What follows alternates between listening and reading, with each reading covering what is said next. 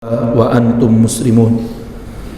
Ya ayuhan nasu taqu rabbakumul ladzi khalaqakum min nafsin wahidah wa khalaqa minha zawjaha wa batha minhuma rijalan katsiran wa nisaa'a wattaqullaha alladzi tasaaluna bihi wal arham innallaha kana 'alaikum raqiba.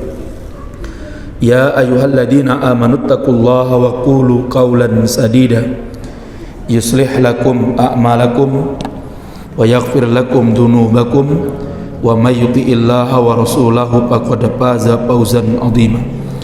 Amma ba'du, fa inna asdaqal hadis kitabullah wa inna afdalal hadi hadi Muhammadin sallallahu alaihi wasallam wa inna syarral umuri muhdatsatuha wa kulla muhdatsatin bid'ah wa kulla bid'atin dhalalah wa kulla dhalalatin finnar.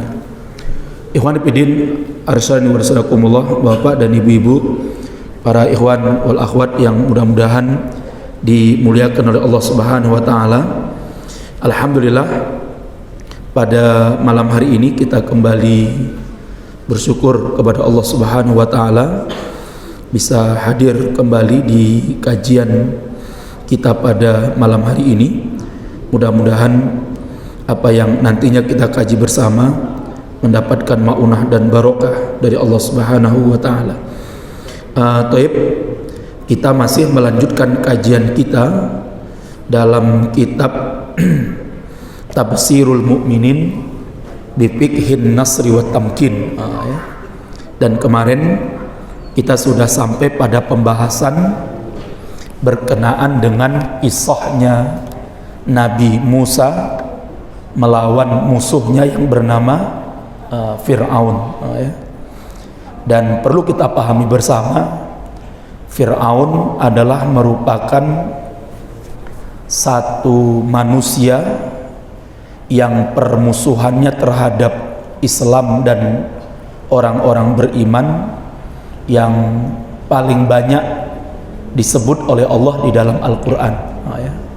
Karena memang Fir'aunlah manusia yang secara terang-terangan, secara nyata mengatakan dirinya sebagai apa? Sebagai Tuhan. Meskipun demikian, Fir'aun dibinasakan oleh Allah Subhanahu wa ta'ala. Sehebat apapun kekuatan yang dimiliki oleh Fir'aun, dia dibinasakan oleh Allah. Dan hari ini jenazahnya atau bangkainya, bangkai Fir'aun ini diselamatkan oleh Allah sebagai pelajaran bagi kita. Saya sering menggambarkan begini, Pak. Kalaulah Fir'aun saja yang punya kekuasaan begitu besar, benteng-benteng kerajaannya begitu kuat, punya pasukan yang begitu hebat, itu saja akhirnya apa? Binasa. Dia dibantu oleh dua pembantunya yang utama. Yang pertama adalah menteri dari segala menteri yang bernama siapa? Haman. Jadi Fir'aun itu menterinya satu, tapi menteri segala urusan. Jadi menteri dalam negeri, menteri luar negeri, menteri kelautan dan maritim. Pokoknya semua urusan negaranya Fir'aun itu yang mengatur siapa?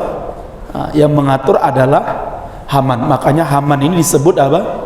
Menteri segala urusan. Yang kedua, Fir'aun dibantu oleh seorang donatur uang yang sangat banyak sekali, yang nggak pernah ada manusia punya duit melebihi duitnya siapa? Duitnya si pembantunya Fir'aun ini, namanya siapa? Qarun. Kita tidak bisa bayangkan seberapa banyak harta yang dimiliki oleh Qarun. Kalau hari ini ada orang yang terkaya itu punya uang sekian ribu triliun, itu dibandingkan uangnya Qarun itu paling cuman saupilnya. Paham ya? Ya. Siapa orang terkaya di dunia hari ini? Bill Gates ya. Ya, berapa kekayaannya Bill Gates itu? Yang termasuk pebisnis vaksin mungkin ya. Bahkan dia sudah bisa mengatakan lagi 5 tahun yang akan datang akan ada virus yang lebih ngeri lagi. Jangan-jangan memang dia yang menternak virus. Jangan-jangan dia yang membuat virus kan itu. Berapa kekayaannya Bill Gates itu? Sekian ribu triliun. Itu dibandingkan dengan harta Qarun, Mbak, itu mungsa upilnya harta Qarun. Itu saja, Pak, mati. Itu saja dibinasakan oleh Allah. Apalagi kita, Pak, ada duit jenengan seupilnya Qarun. Apa kekayaan yang jenengan miliki? Nggak ada, Pak. Kita makan aja susah kok. Kalau ada nasi bungkus rebutan, kaya ngono Arab ngelawan Islam. Orang seperti ini ingin memusuhi Islam, mesake sengsara ning dunya apa meneh ning akhirat. Dia katakan Islam itu, dia kira Islam itu bisa dikalahkan, nggak mungkin, Pak. Rasulullah sudah sampaikan tuh 14 abad yang lalu. Apa kata Rasulullah? Al-Islamu ya'lu wala yu'la alaihi. Islam itu tinggi, kata Rasulullah, maka tidak akan ada ideologi apapun yang akan lebih tinggi daripada apa? Islam. Nggak akan mungkin itu, Pak. Ya.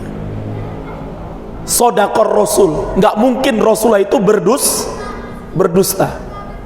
Nggak mungkin Rasulullah tidak berkata benar. Pasti yang diucapkan Rasulullah itu adalah apa? Kebenaran. Pasti yang diucapkan oleh Rasulullah adalah wahyu dari Allah. Artinya ideologi apapun yang hari ini dibuat oleh manusia dan mereka berperang mati-matian untuk menegakkan ideologi itu, pasti ideologi itu nanti akan apa? Akan binasa. Pasti ideologi itu nanti akan hancur. Ideologi itu akan hancur berserta siapa? Para pengikut dan para pemuja-pemujanya. Maka yang menang siapa nanti? Islam. Islamlah yang nanti menang sampai kapan? Sampai yaumul kiamah. Jadi jangan jenengan bayangkan, Pak, nanti di hari kiamat itu ada demokrasi, ada Hindu, ada Buddha. Nggak ada itu. Yang bako, yang kekal abadi ideologi sampai hari kiamat adalah ideologi apa? Islam. Adapun selain itu adalah ideologi di dunia ini, Pak. Ketika dunia sudah mati, hilang, maka tinggallah ideologi itu di mana? Tinggallah ideologi itu di dunia. Maka nanti mereka nggak akan pernah mendapatkan ideologi itu nanti di akhirat. Nah, ini yang harus kita perhatikan, Pak. Maka siapapun yang melawan Islam, pasti dia akan binasa. Tunggulah berapa tahun sih dia hidup, kan itu. Nggak mungkin dia bisa hidup sampai hari ini 100 tahun, mungkin ya. Banternya 100 tahun itu. Wah, nggak mungkin aku iso sak lawase. Tunggu aja ya. Nggak mungkin itu, Pak ya. Nah, ini penting. Makanya begitu juga sebuah rezim, sebuah kekuasaan ya. Dulu orang di era Soeharto ya, karena saya sudah merasakan tuh ya, hidup di era Soeharto ya. Apalagi saya dulu tinggal di Aceh ya, saya tahu persis itu bagaimana di Aceh itu dilaksanakan DOM, daerah operasi militer, untuk memburu, dulu namanya GPK bukan KPK ya, namanya GPK. GPK ini gerombolan pengacau keamanan. Setelah GPK kemudian berganti nama menjadi GAM, Gerakan Aceh Merdeka, ya. Yang deklaratornya waktu itu namanya Tengku Hasan Tiro, ya. Dulu Pak di Aceh itu Pak, wah, selama operasi DOM itu, daerah operasi militer itu, sejak tahun 90 sampai tahun 2000 Pak, oh, tahun 90 ya, sampai 90 lah, mulai 90 atau 89, 80 sampai enggak 90 ya, mulai 90 sampai jatuhnya Soeharto itu. Dulu kita untuk berbicara tentang rezim ini Pak, wah, dulu di Aceh itu sangat ketakutan Pak. Nyebut nama Soeharto aja waktu itu orang, karena apa? Intel-intel itu berkeliaran Pak.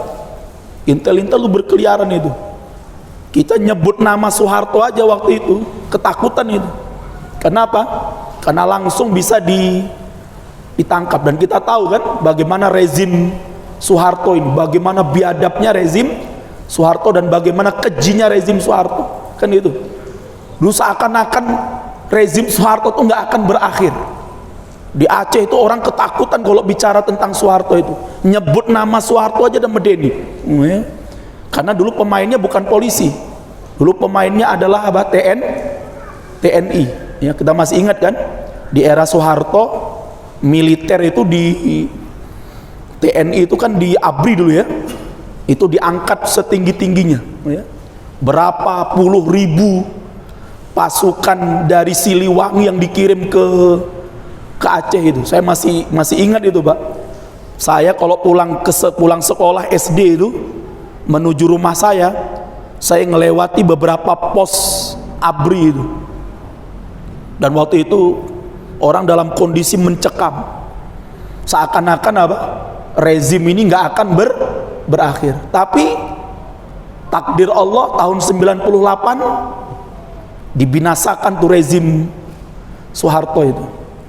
Sampai kemudian dia akhirnya juga mati atau tidak Soeharto? Mati Pak. Ya. Saya bayangkan itu Pak, bagaimana beratnya siksaan yang Allah berikan kepada Soeharto itu, menanggung berapa ribu nyawa umat Islam yang ditumpahkan oleh Soeharto itu. Saya nggak bayangkan gimana hidupnya Soeharto di sana. Naudzubillah min dzalik. Nasallallahu al-afiyah.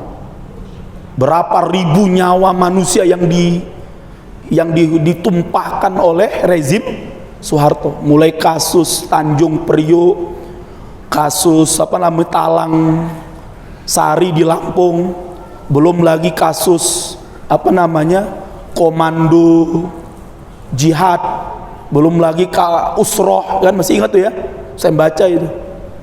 Berapa banyak nyawa yang ditumpahkan oleh Soeharto itu.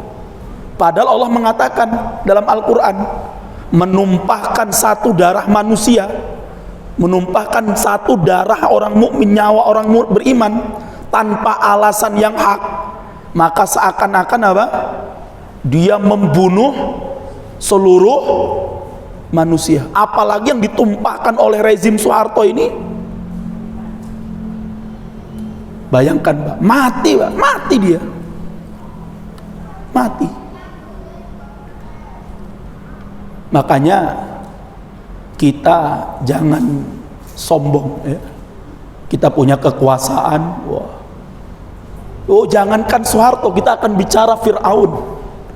Fir'aun saja dibinasakan oleh Allah Subhanahu wa ta'ala. Oleh sebab itu Pak sekalian yang mudah-mudahan dimuliakan oleh Allah Subhanahu wa ta'ala, ini penting Pak ya. Siapapun di antara kita Pak, jangan pernah merasa apa? Kita lebih hebat dari siapa?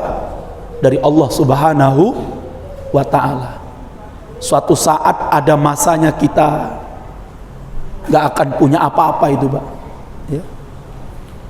Kita gak akan punya apa-apa. Hari ini ialah mungkin kita punya pangkat, kita punya jabatan, kita punya kedudukan, tapi suatu saat semuanya itu akan hilang dari diri kita. Sehingga jangan pernah kita sombong, Pak. Kalau kita nanti sudah mati, Pak, siapa yang akan menolong kita? Nggak ada, Pak. Ketika jenengan di dunia, oke lah, karena jenengan punya pangkat, karena jenengan punya jabatan, jenengan punya kedudukan, banyak manusia yang melindungi jenengan, banyak pejabat-pejabat negara yang akan melindungi jenengan. Kenapa? Karena ada sesuatu yang akan mereka harapkan dari diri jenengan. Karena jenengan punya apa? Punya jabatan, punya kekuasaan. Tapi nanti kalau sudah mati, dimasukkan ke dalam kubur itu, kemudian mayat jenengan ditimbun pakai tanah itu, ainal mafar, kata Allah, mau lari kemana? Mau lari kemana? Kalau mayat jenengan sudah di dalam kubur itu, Pak, sudah dalam kubur itu, hanya tinggal 1 kali 2 meter itu, mau lari kemana jenengan? Mau minta perlindungan sama siapa? Nggak ada, Pak, yang bisa melindungi kita ketika itu, kecuali apa? Amal-amal kita. Ternyata amal-amal kita ketika dicek, ngantemi Islam, merangi Islam, mateni wong Islam, naudzubillah min dalik. Nah, ini supaya kita hati-hati, Pak, ya. Kita pasti akan kembali kepada Allah Subhanahu wa taala. Dunia ini hanyalah laibun walahun. Ini cuman tempat bersenda gurau dan bermain-main saja. Kehidupan kita yang sesungguhnya nanti di mana? Di akhirat. Orang-orang beriman percaya, Pak. Orang-orang kafir dan munafik orang-orang kafir dan munafik itu nggak percaya, Pak. Ono adab, ono ajab neraka. Lah, kimung apus-apusan, ki ustadz ngehoak. Sekarang orang-orang munafik itu gitu, Pak, sekarang, Pak. Makanya mereka nggak takut itu, mati itu nggak takut mereka. Mereka lebih takut kotak infak daripada peti apa? Peti mayat itu. Orang munafik itu, Pak, lebih medeni kotak infak. Kotak infak baik iki. Ki wangi mutopo iki. Bayangkan, Pak, orang munafik itu sangat takut kalau melihat kotak apa? Kotak infak. Kalau lihat peti mayat santai. Seakan-akan dia tidak akan apa? Orang beriman enggak. Makanya Allah sebutkan nanti dalam Al-Quran itu, Pak, menarik itu ya, 14 abad yang lalu itu Allah sudah ingatkan itu, Pak, bagaimana orang-orang munafik itu sangat takut dengan yang namanya infak fisabilillah itu ya, sebutkan oleh Allah. Bisa kita buka nanti dalam surat apa? Dalam surah Al-Munafiqun.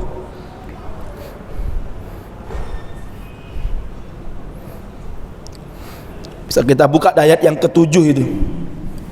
Apa kata Allah tentang karakter orang-orang munafik? Ya.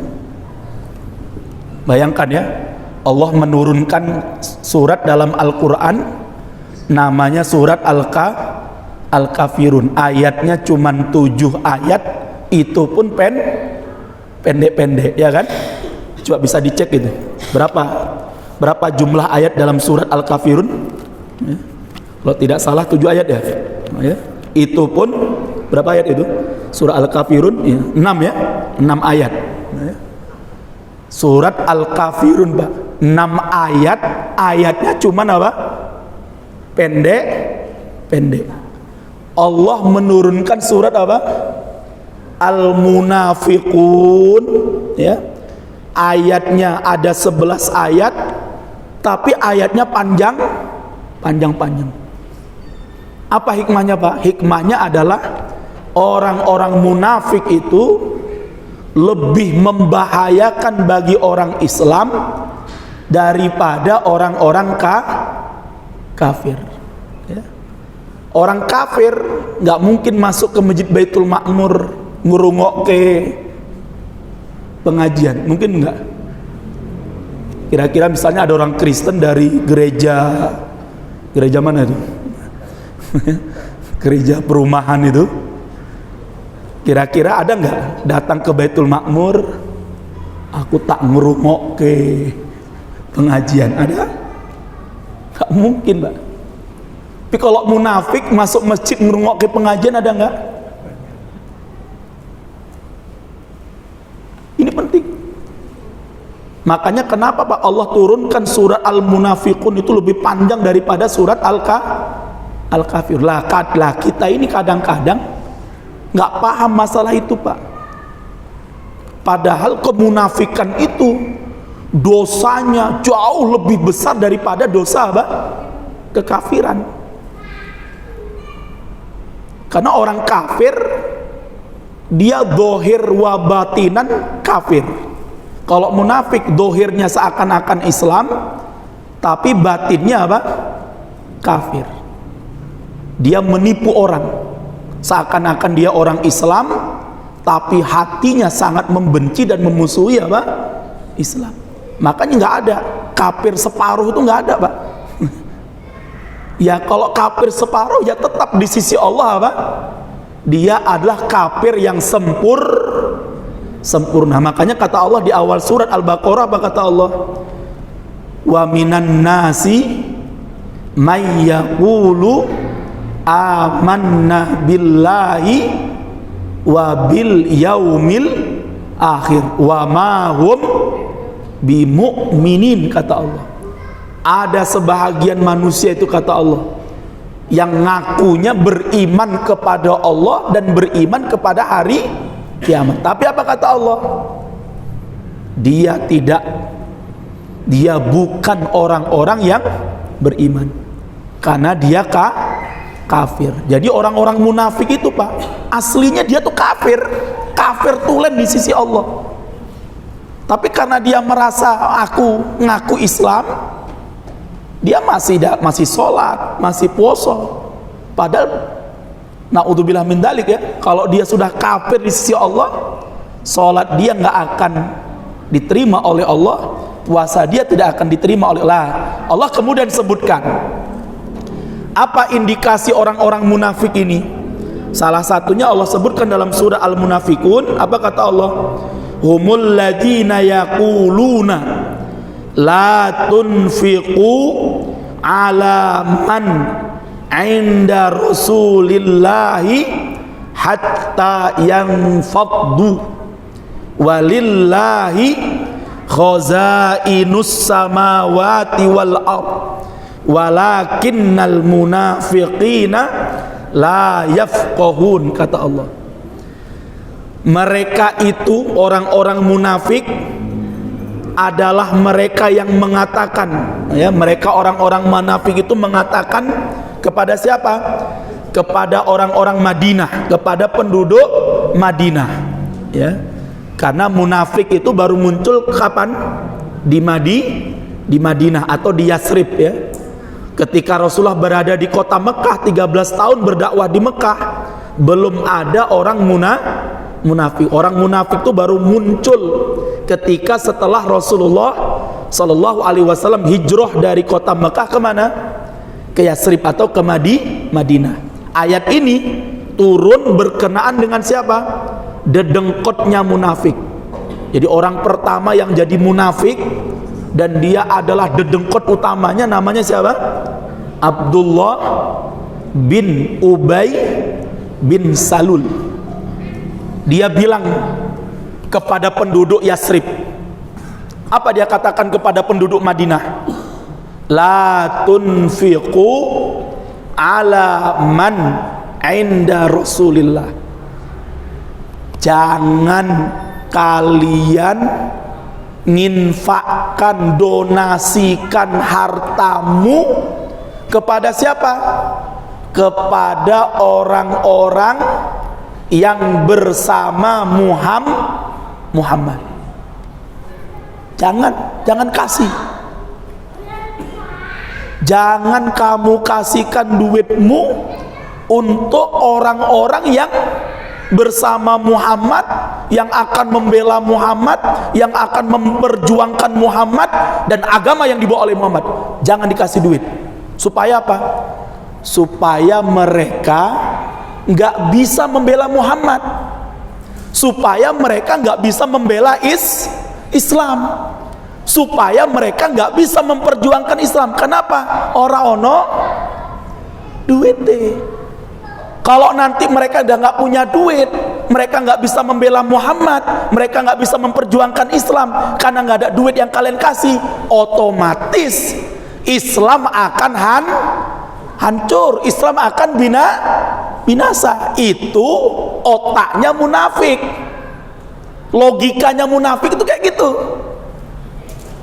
Hatta yanfaddu, kata Abdullah bin Ubay bin Salul, kecuali kalau mereka mau meninggalkan Muhammad, kecuali kalau mereka mau meninggalkan Islam, kecuali kalau mereka mau tidak lagi membela Islam, kayak duit.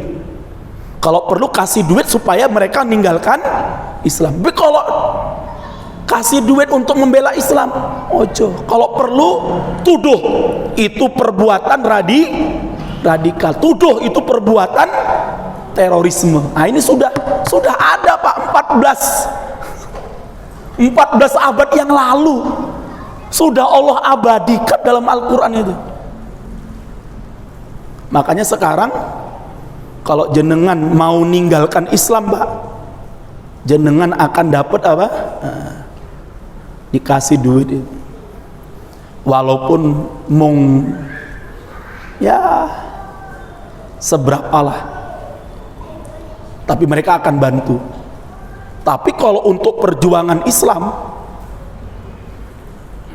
jangan harap, apalagi untuk yang namanya al-jihad fi sabilillah, ya. Jangankan untuk langsung perang ke medan jihad, ya, hanya sekedar untuk membantu Palestina saja sudah dituduh kita membantu apa? Teroris. Padahal umat Islam Palestina tuh dibantai, dibunuh. Kita bantu donasi untuk mereka supaya mereka bisa bertahan hidup, supaya mereka bisa hidup. Apa kata musuh-musuh Islam?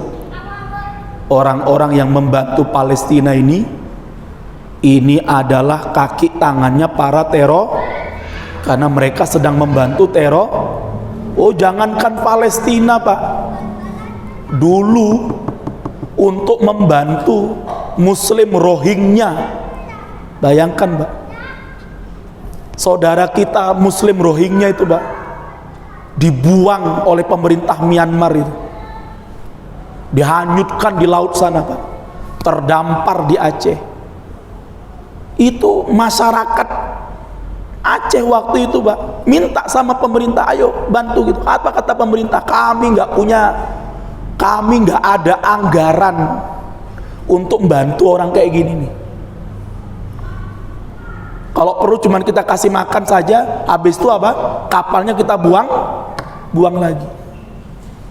Langsung apa kata warga di Aceh? Kalau pemerintah Indonesia nggak mau bantu mereka, kami yang akan bantu mereka.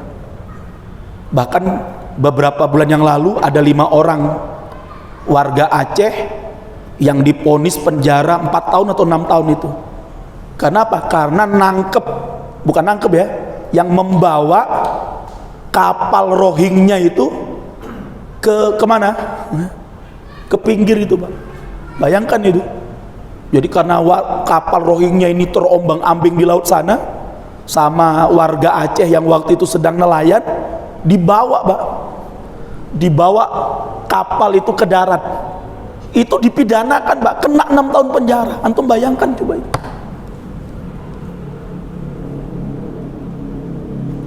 Dan itu sudah Allah sebutkan 14 abad yang lalu.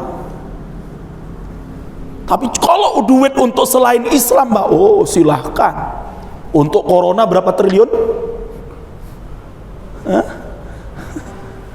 Berapa uang corona yang mereka anggarkan? 1.000 berapa? 1.000 triliun ya? 1.700? 1.700 triliun. Itu kalau dijatuhkan ke Masjid Baitul Ma'mur itu mati ya. HWDW mati ya. Ketimpa duit berapa? 1.700 triliun. Oh, kita jangankan duitnya ya, nengoknya aja mungkin belum pernah ya kan. Jadi kalau uang untuk selain Islam, Mbak, silahkan mereka anggarkan itu, Mbak. Berapa ribu triliun pun nggak masalah. Tapi kalau untuk Islam, kalau perlu orang Islam yang bantu mereka kan itu. Tapi kalau untuk yang bukan Islam, Mbak, siap mereka itu, Mbak. Ya, makanya sekarang tuh ada namanya mantan narapidana terorisme, ya. Jadi mantan narapidana terorisme ini dikasih duit, dikasih bantuan supaya apa? Supaya mereka taubat, nggak lagi ikut-ikutan terorisme. Kalau masih ikut-ikutan orang di KI, duit mungkin gitu lah. Jadi memang sudah mereka lakukan itu, Pak. Dan itu sudah disebutkan oleh Allah. Kalau mau lepas dari Islam, kami kasih bantu. Tapi kalau ente masih ngotot ingin memperjuangkan Islam, maka Allah katakan apa? Walillahi khazainus samawati wal ardi. Allah katakan kepada orang-orang munafik itu, Pak, kepada orang-orang kafir itu, kata Allah, nggak usah sombong, kata Allah, milik Allah kekayaan, perbendaharaan kekayaan yang ada di langit dan ada yang di bumi, itu milik Allah. Bahkan duit yang ada di kantongmu pun itu milik siapa? Milik Allah. Jangankan uang, nyawa yang ada dalam jiwamu pun milik Allah. Jadi kata Allah, nggak usah sombong. Duit yang Arab kayak iki sepiro, kata Allah. Allah mampu untuk memberikan yang lebih besar dari itu. Tapi apa kata Allah? Walakinnal munafiqina la yafqahun. Hanya saja orang-orang munafik itu orang-orang bodoh, kata Allah. Orang mudeng, cuman hitung-hitungan logika. Lah ini penting, Pak, sekalian ya. Makanya, Pak, kajian tentang munafik ini sangat ditakuti sama orang-orang munafik. Jadi orang munafik itu sangat takut, Pak, kalau ayat-ayat tentang kemunafikan itu dikaji, dibahas. Karena apa? Karena umat Islam akan tahu, oh ini berarti adalah merupakan ya, gerakan daripada orang-orang munafik. Jadi, Pak sekalian, saya katakan, Pak, kalau jenengan kemudian terhasut dengan orang-orang munafik itu, sehingga jenengan kalau mau berinfak, isora sidolah, kok aku tertuduh apa? Teroris. Ngaruh infak, wah, kok aku tertuduh sebagai kelompok wis ora usah infak. Ingat, Pak, jenengan gak infak itu jangan jenengan sangka, Pak, Islam akan binasa. Jangan, Pak. Jangan jenengan sangka, Pak, jenengan berapa sih duit yang jenengan infakkan itu? Mung 100.000 ora sido lah, daripada aku kok dituduh apa namanya radikal, fundamental, utak tukok ke ayam geprek wae lah. Jenengan gak mau infak, Pak. Jangan jenengan sangka Islam akan hancur. Jangan jenengan sangka Islam akan bina. Enggak Pak, enggak, demi Allah. Islam pasti apa? Menang itu, pasti menang Islam itu Pak. Ya. Jenengan enggak berinfak, pasti ada manusia-manusia lain yang akan apa? Berinfak. Yang infaknya pasti lebih besar dari jenengan, yang mungkin hanya Allah yang Maha tahu. Ya. Ini penting. Adapun jenengan nggak infak, maka diingatkan oleh Allah di ayat terakhir itu Pak. Apa kata Allah dalam surah yang terakhir itu? Wa anfiqu mimma razaqnakum min qabli ayyatiya ahadakumul maut, kata Allah. Kata Allah, infakkanlah olehmu sebahagian dari apa yang Allah rezekikan kepadamu. Sebelum apa? Sebelum datangnya kematian kepada dirimu. Nanti kalau sudah datang kematian, baru nyesal. Nah, kenapa bina korasido infak? Hanya karena rame isu terorisme. Nyesal nanti kata Allah. Baru kita minta sama Allah, ya Allah, tundalah kematianku ya Allah, 1 detik saja ya Allah. Aku ingin infakkan hartaku di jalanmu ya Allah. Hayata, ora bakalan terjadi. Ini penting Pak, diingatkan oleh Allah Pak. Diingatkan dengan kematian. Artinya apa Pak? Infak itu sangat penting nanti setelah kita kapan Pak? Jadi Pak, orang-orang munafik itu Pak, tujuannya apa Pak? Buat kita sengsara setelah mati.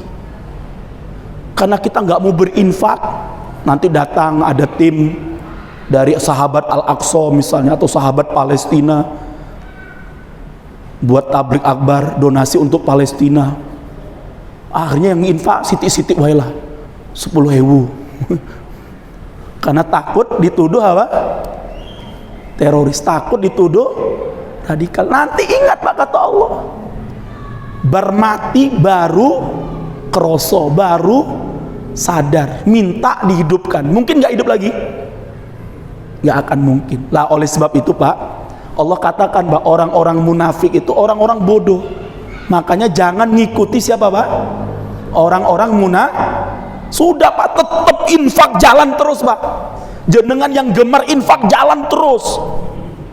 Ada kota infak masukkan di Baitul Makmur, ada kota infak masukkan. Nggak usah terpengaruh dengan ucapan mereka Pak. Kalau nanti jenengan terpengaruh, tiba-tiba jenengan dimatikan oleh Allah, baru kata Allah Pak, minta dihidupkan untuk apa? Pak as-sodako, aku ingin mensodakohkan hartaku. Jadi sudah jelas Pak ya. Jadi orang-orang munafik ini sudah dijelaskan oleh Allah 14 abad yang lalu. Ternyata apa? Sangat takut dengan yang namanya kotak infak, dengan kotak meti mayat. Nggak takut Pak orang munafik itu, karena mereka walaupun mereka yakin hari kiamat itu ada, kata Allah, mereka menyangka apa? Bakalan selamat. Aku pasti engkau masuk. Padahal kalau dia munafik Pak, naudzubillah min dalik, tempatnya berada di mana? Di dalam keraknya neraka jahanam, naudzubillah min dalik. Bapak-bapak sekalian yang mudah-mudahan dimuliakan oleh Allah Subhanahu wa taala. Maka kita kembali ke kajian kita, bahwa Bani Israel itu sekian ratus tahun ya ketika hidup di Mesir. Pasca siapa kemarin? Pasca siapa? Pasca kewafatan Nabi Yusuf alaihissalam ya. Karena apa? Karena Nabi Yusuf lah yang membawa Bani Israel hijrah dari Palestina kemana? Ke Mesir ya. Setelah Nabi Yusuf meninggal, setelah beliau menjadi raja di Mesir ya, sekian ratus tahun, ya, Nabi Yusuf menjadi raja di Mesir dan akhirnya beliau meninggal dunia, dan tidak ada orang-orang Bani Israel sepeninggal Nabi Yusuf yang bisa melanjutkan apa? Kepemimpinannya Nabi Yusuf. Akhirnya kepemimpinan Mesir jatuh kembali ke tangan Fir'aun, ya. Pada masa Nabi Yusuf, karena waktu itu Nabi Yusuf ditakdirkan oleh Allah apa?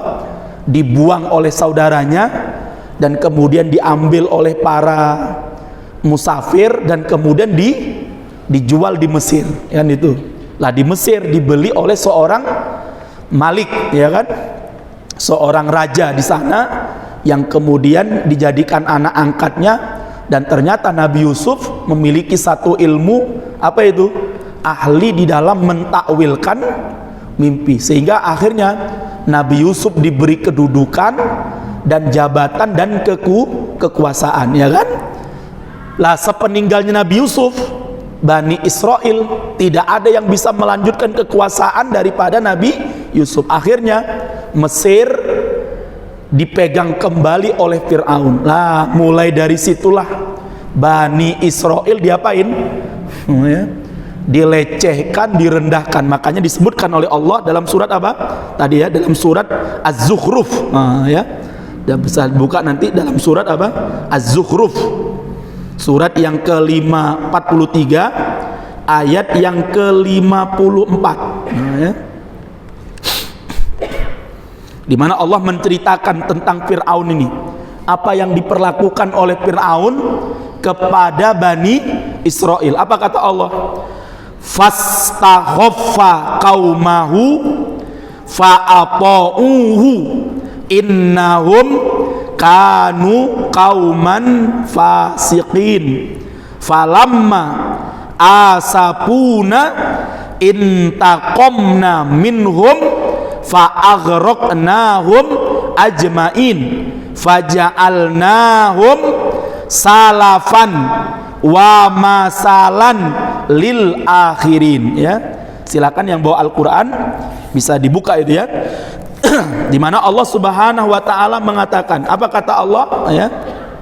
Dalam surah Az-Zukhruf ya, ayat yang ke-54, fas takhaffa qaumahu, maka Fir'aun ya, dengan perkataannya itu bahwa dia adalah Tuhan, ya.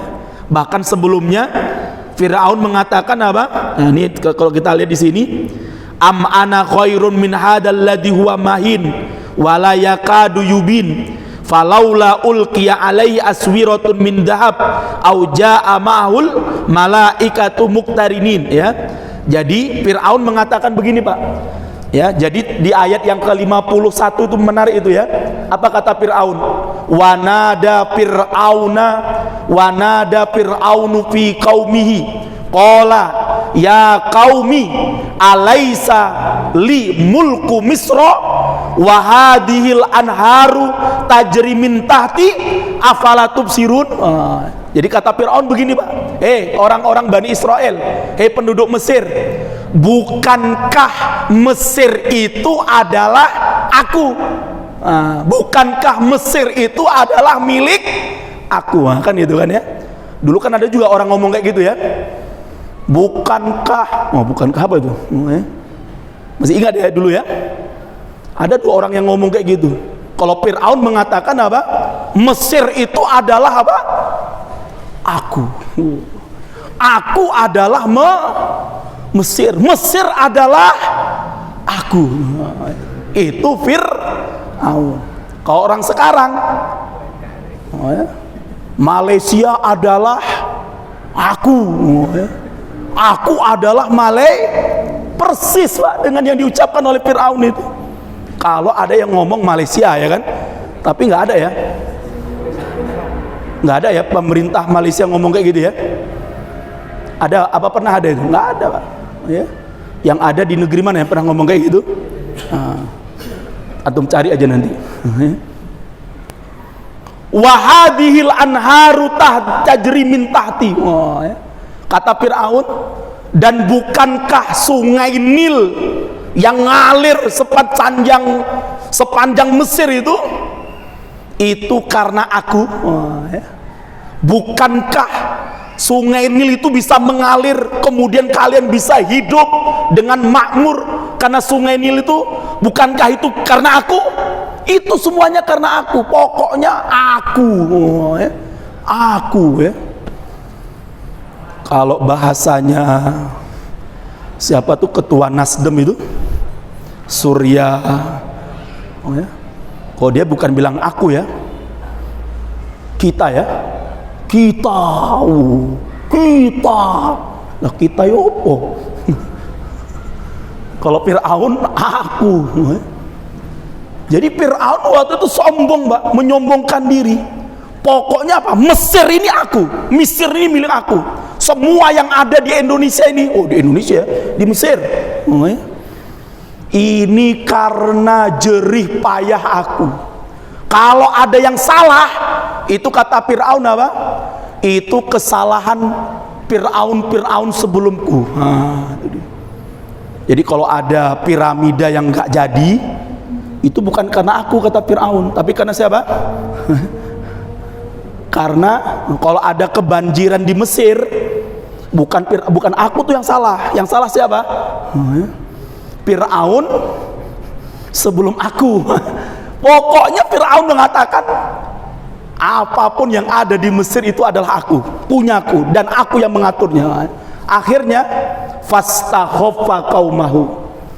Perkataan itu mempengaruhi orang-orang Mesir, orang-orang Bani Israil, sehingga akhirnya Bani Israil itu direndahkan, diremehkan, dilecehkan. Kalau saya baca dalam tafsirnya, Pak, fastakhaffa qaumahu itu Fir'aun itu mengiming-imingkan mimpi-mimpi yang menarik kepada siapa? Bani Israil. Kata Fir'aun, kalau kue taat karo aku, kalau kalian nanti mengikuti aturan-aturanku, nanti kalian akan hidup makmur, gajimu tak naik ke 99. Orang mungkin. Makanya kaget kan ketika para buruh naik gajinya berapa persen kemarin? Nggak sampai 1. Jadi Fir'aun, Pak, itu memberikan janji-janji muluk. Yang janji itu nggak pernah di fa'ata'uhu. Jadi Bani Israil itu direndahkan, dihinakan, dilecehkan. Akhirnya apa? Karena sudah nggak bisa apa-apa, fa'ata'uhu kata Allah. Akhirnya mereka mentaati Fir'aun. Maka apa kata Allah pada ayat berikutnya? Kemudian Allah mengatakan pada ayat berikutnya, innahum qauman fasiqin. Sesungguhnya Fir'aun itu adalah orang-orang yang fasik. Maka ketika mereka membuat kami murka kata Allah, maka kami hukum Fir'aun, lalu kami tenggelamkan mereka semuanya di laut. Maka kami jadikan mereka sebagai kaum terdahulu dan pelajaran bagi orang-orang yang kemudian. Jadi Pak sekalian yang mudah-mudahan dimuliakan oleh Allah Subhanahu wa taala, makanya kita khawatir, Pak, ya, kalau negeri kita ini ya terus direndahkan Islamnya, dilecehkan umat Islamnya, sampai Allahnya saja sudah mulai dilecehkan, ya. Ada yang mengatakan apa? Kalau saya berdoa setelah sholat itu simple aja, pakai doa bahasa Indonesia, karena Tuhanku bukan orang Arab. Ini bayangkan, Pak, melecehkan Allah, Pak. Mbok ngomong aja, saya seneng doa pakai Indonesia karena saya nggak bisa doa pakai Arab, ngono loh. Kan simple itu, Pak. Malah ngomong apa? Tuhanku bukan orang Arab. Sejak kapan Tuhan itu adalah orang? Ini penting, Pak. Kok tinggal dia ngomong, saya kalau berdoa pakai bahasa Indonesia, lah ngopo? Karena saya nggak hafal doa yang Arab-Arab itu, lah ngopo? Lah biyen dituduh Arab wi teroris loh. Aku artinya akhirnya anti Arab.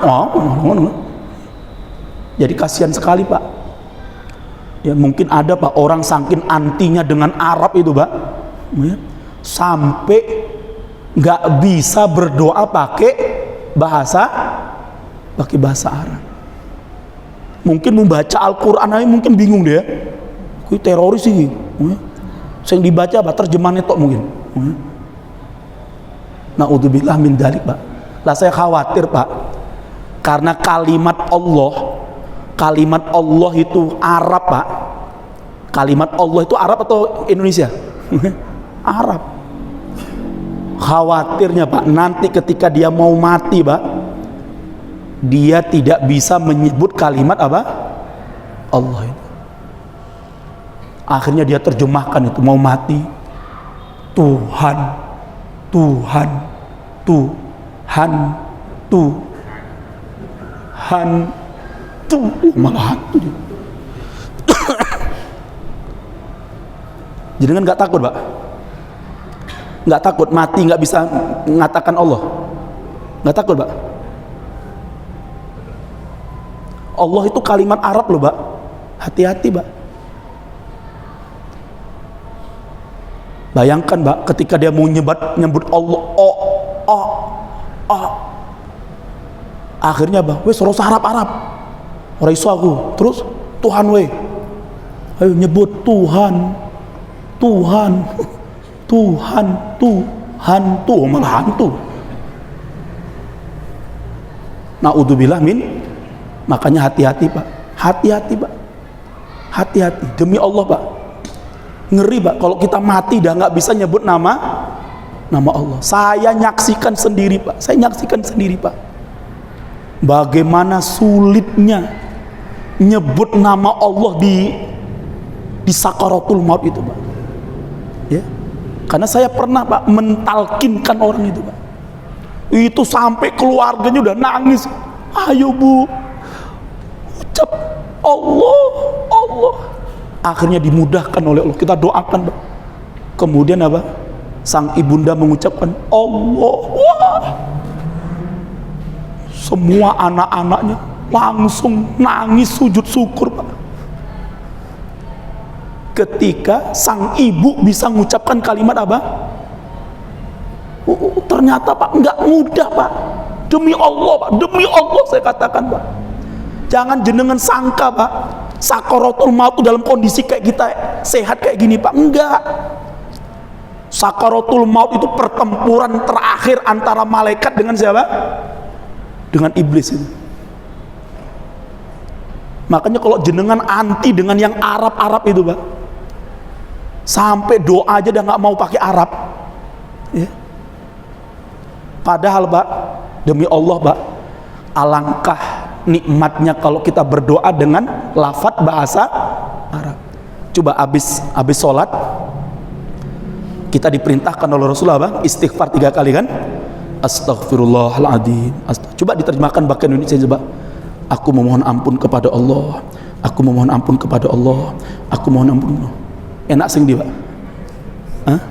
Astagfirullah atau setelah itu tasbih, ya? Subhanallah, subhanallah, subhanallah. Coba jangan terjemahkan, Pak. Maha suci Allah, maha suci Allah, maha suci Allah, maha suci Allah, maha suci. Enak sih mana, Mas? Subhanallah. Jenengan doa dengan kalimat, Pak, Rabbana atina fid dunya hasanah wa fil akhirati hasanah wa qina adzabannar. Lebih menyentuh mana, Pak, dengan jenengan berdoa kepada Allah, wahai Rob kami, berikanlah kepada kami di dunia kebaikan dan di akhirat kebaikan, dan jagalah kami dari api neraka. Lebih nikmat yang mana, Pak? Demi Allah, Pak, lebih nikmat kita berdoa dengan mengucapkan lafadznya menggunakan apa? Jadi Pak, jangan dirubah lagi Pak ya. Jangan kemudian jangan percaya, oh berarti Tuhannya kita nggak orang Arab ya, wes bahasa Indonesia gitu. Hati-hati Pak ya, khawatir kita nanti semakin jauh dari siapa? Dari Allah Subhanahu wa Ta'ala. Ini penting Pak saya. Ya kalau jenengan ketika ditanya, kalau saya Ustadz sering doa pakai bahasa Indonesia apa nggak boleh? Boleh ya, boleh Pak, tapi bukan karena Tuhannya bukan orang Arab gitu ya. Ya, karena apa? Mungkin kita nggak hafal yang Arabnya kan itu kan, kita nggak hafal Arabnya. Yang kedua, kita mau melafatkannya mungkin apa?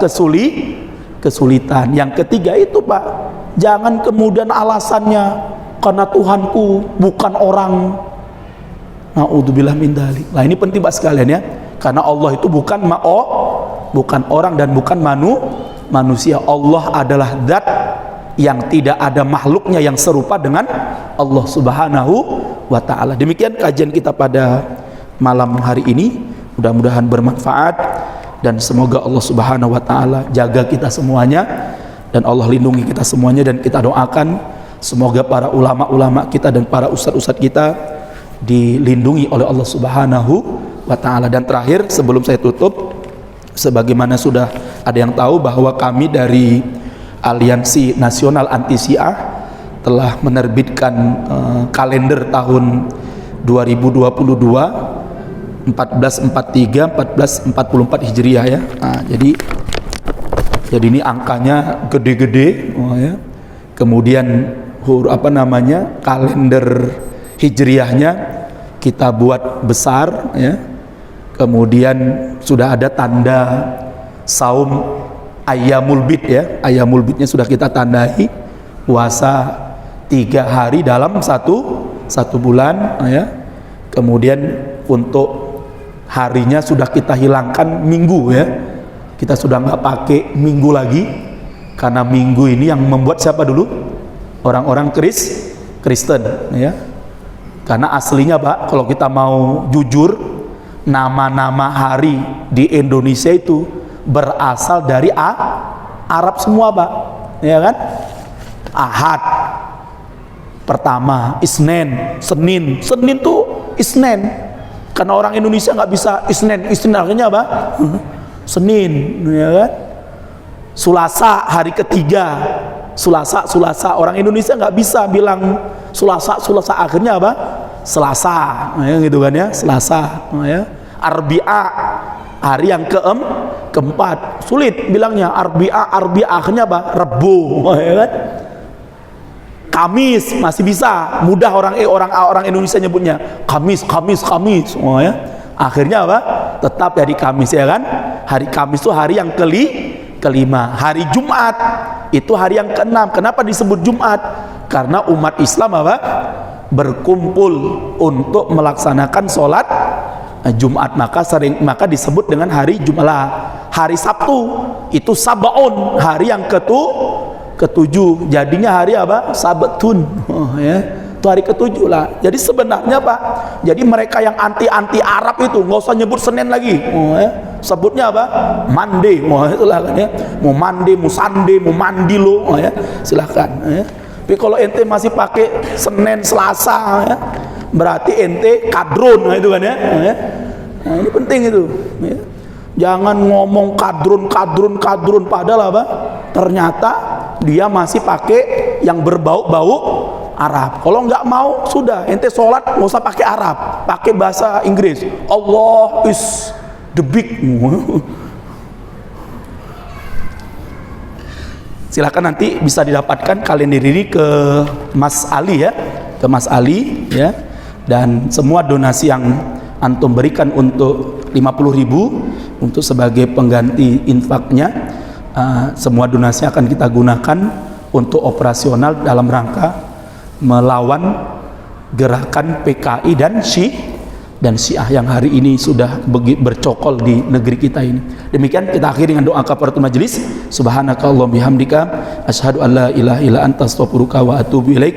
Billahi taufiq wal hidayah. Assalamualaikum warahmatullahi wabarakatuh.